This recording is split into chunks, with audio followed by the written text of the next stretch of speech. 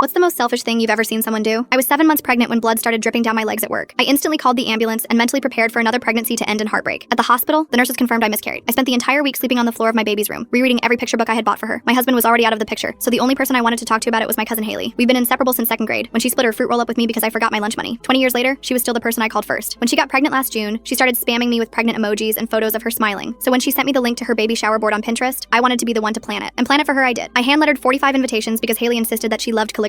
Coordinated dietary restrictions for 32 guests, including her mother-in-law's bizarrely specific no foods that start with P rule. But I figured it was worth it, because me and Haley were talking more than we had in years, and I felt like I was getting my best friend back. But when I called Haley about my miscarriage 2 weeks before her baby shower, she went quiet. I expected her to tell me everything would be okay, or at least just listen to me. But no, she just muttered, "Oh dang, that really sucks." And I could hear her acrylic nails clicking on the screen like she was busy texting someone else. After a few more moments of silence, she spoke again. "Well, don't stress about it. I can always find a new planner for my baby shower," she said before hanging up. She didn't even ask if I was okay. I told myself that she was probably just too busy with her pregnancy to comfort me. And after a few days, there was a knock at the door. It was Haley, carrying a huge basket of expensive candles, flowers, and homemade cookies that were fresh from the oven. It was the most love I had felt since the miscarriage. I gave her a huge hug, but instead of hugging me back, she stood there with her arms glued to her sides. "Can we talk?" she asked. Her voice was cold. The room went silent. "This is hard to say, but I think you should sit this one out. The baby shower, as in. My mom thinks it's bad luck to have someone who miscarried at a baby shower. I don't agree, but I do think you'll bring the vibes down." I tried to reassure her, to tell her that not even a miscarriage could stop me from being happy for her. Her smile stayed frozen while she made little sounds, the kind you make when you're waiting for someone to stop talking. And in just minutes, she was rushing out the door, pretending like she had somewhere to be at 10 p.m. on a Tuesday night. The next morning, I woke up to a text that made my blood run cold. "Hey, my love, I just wanted to make sure we were clear about the baby shower sitch. You know the way you're super fragile and a crybaby sometimes? Well, I'd feel terrible if you broke down at my shower. My sister will collect the supplies tomorrow. Thanks. 3 weeks of handmade paper flowers, $800 in decorations, 45 hand-lettered invitations, and she reduced it all to a pickup like I was a party supply store." When the day of the baby shower came, I spent most of the day having a depression nap. When I woke up at 8 p.m., I checked my phone and cried my eyes out. Everyone was posting themselves on their story beside the chocolate fountain, thanking Haley's sister Amy for planning the whole thing. That's when I knew I didn't just lose my baby. I lost my best friend too. In a moment of rage, I blocked Haley on everything and disabled all of my social media accounts. Permanently. Update. The whole thing made me realize that everyone in my life was really shitty LOL. So I started fresh. I'm now remarried to the love of my life and even have a baby of my own. Everything was going well until 6 months ago. Amy, Haley's sister, called me telling me she was pregnant. I wasn't sure why she was calling me until she asked me to be her godmother. I paused, thinking it was some kind of sick joke. "Why don't you ask Haley? After all, she's your sister." "Exactly," she interrupted. "She's my sister, which is why I know exactly what kind of person she is. What she did to you is disgusting. I want my daughter to have a godmother who shows up for people even when life is hard." The christening was beautiful. I'd helped Amy with everything, and unlike Haley, she appreciated it a lot. And halfway through the ceremony, I heard the click of heels on marble. Haley had left through the side door. I didn't realize it yet, but Amy's decision had stung Haley, and she was going to make sure it backfired. Hard. Full story on channel, link below.